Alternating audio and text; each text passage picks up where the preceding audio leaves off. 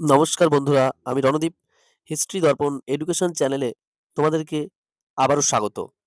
আজ আমাদের আলোচনার মূল টপিক হলো, তোমরা যারা কল্যাণী ইউনিভার্সিটির অধীনস্থ ষষ্ঠ সেমিস্টারে উঠেছো এবং তোমাদের ষষ্ঠ সেমিস্টারে যাদের ইতিহাস মেজর হিসেবে রয়েছে, তোমাদের সেই ইতিহাস মেজরে কি ধরনের সিলেবাস রয়েছে, যেটা হলো 6.2 পেপারে।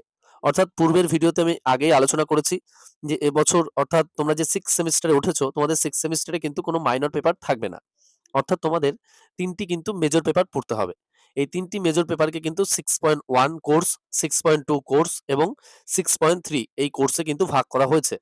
তা আমি পূর্বের ভিডিওতেই তোমাদের 6.1 কোর্সে যে ধরনের সিলেবাস রয়েছে সেটা আমি বিস্তারিত আলোচনা করেছি এবং আজ আমি 6.2 হিস্ট্রি মেজর তোমাদেরকে যে ধরনের আরকি সিলেবাসটা থাকবে সেটা আলোচনা করব এবং পরবর্তীতে আমি 6.3 কোর্সে তোমাদের যে সিলেবাসটা রয়েছে সেটা নিয়েও কিন্তু আলোচনা করব। তাহলে চলো আর দেরি না করে শুরু করা যাক যে 6.2 হিস্ট্রি মেজরের যে সিলেবাসটা। তবে তার পূর্বে একটু বলি, তোমরা যারা চ্যানেলে নতুন আছো অবশ্যই কিন্তু চ্যানেলটিকে সাবস্ক্রাইব করে নোটিফিকেশন অন করে রাখবে এবং বন্ধু-বান্ধবদের মাঝেও কিন্তু শেয়ার করতে একদম ভুলবে না। আর তোমাদের আরো যদি বিভিন্ন তথ্য সংক্রান্ত কিছু জানার প্রয়োজন হয়, তোমরা কিন্তু অবশ্যই কমেন্ট বক্সে কমেন্ট করে জানাতে পারো। তাহলে চলো শুরু করা যাক 6.2 history major 6 semester Kalyani university মেজরের সিলেবাস। অর্থাৎ আছে তোমাদের 6.2 কোর্সে colonial India till the great revolt, exploitation and resistance. অর্থাৎ মহাবিদ্রোহের আগে পর্যন্ত ঔপনিবেশিক ভারতের শোষণ এবং প্রতিরোধ। এটাকেও কিন্তু 4টি ইউনিটে ভাগ করা হয়েছে। ইউনিট 1 এ রয়েছে তোমাদের understanding colonialism and colonial India, historiography, concepts, terminologies, approaches. অর্থাৎ উপনিবেশবাদ এবং ঔপনিবেশিক ভারতের পরিভাষা, ইতিহাস রচনা এবং ইতিহাসের পদ্ধতি ও উদ্দেশ্য সম্পর্কে বোঝা। নেক্সট যে ইউনিটটা রয়েছে নেক্সটে ইউনিট 2, অর্থাৎ expansion and consolidation of British rule with special reference to Bengal, Maharashtra, Mahishur, Punjab, আজাদ colonial state and its ideology, rule of law, orientalism and utilitarianism। অর্থাৎ বাংলা, মহারাষ্ট্র, মহীশূর, পাঞ্জাব এবং অযোধ্যার বিশেষ উল্লেখ সহ ব্রিটিশ শাসনের সম্প্রসারণ এবং একত্রীকরণ, এছাড়াও ঔপনিবেশিক রাষ্ট্র এবং এর আদর্শ, বিশেষ করে আইনের শাসন, প্রাচ্যবাদ এবং উপযোগবাদ, এই সম্পর্কে কিন্তু আলোচনা করতে হবে।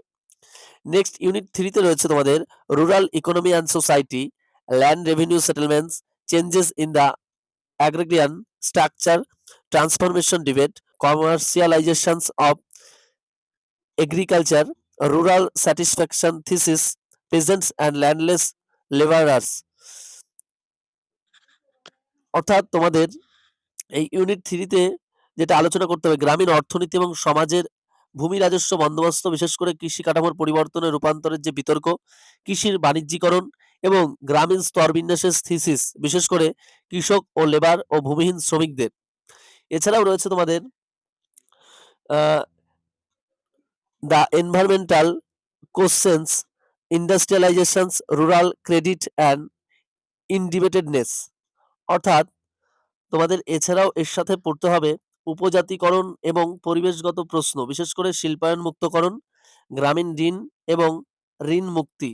অর্থাৎ ডেপ্ট মানে ঋণ, ডেপ্টেডনেস, কিভাবে ঋণ মুক্তভাবে গ্রামে গড়ে উঠবে অর্থনীতি।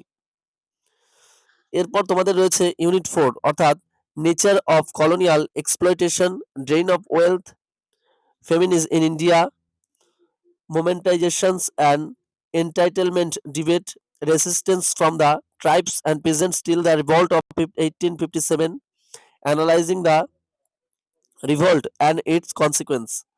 অর্থাৎ ঔপনিবেশিক শোষণের প্রকৃতি, এছাড়াও ভারতের সম্পদের অপচয়, দুর্ভিক্ষ এবং 1857 সালের বিদ্রোহ পর্যন্ত উপজাতি ও কৃষকদের কাছ থেকে মুদ্রাকরণ এবং অধিকার বিতর্ক, প্রতিরোধ এবং বিদ্রোহ এবং এর পরিণতি বিশ্লেষণ। অর্থাৎ তোমরা বুঝতেই পারছো যে 6.2 এই পেপারটাতে কি ধরনের তোমাদের সিলেবাসে মেজর ইতিহাসটা পড়তে হবে।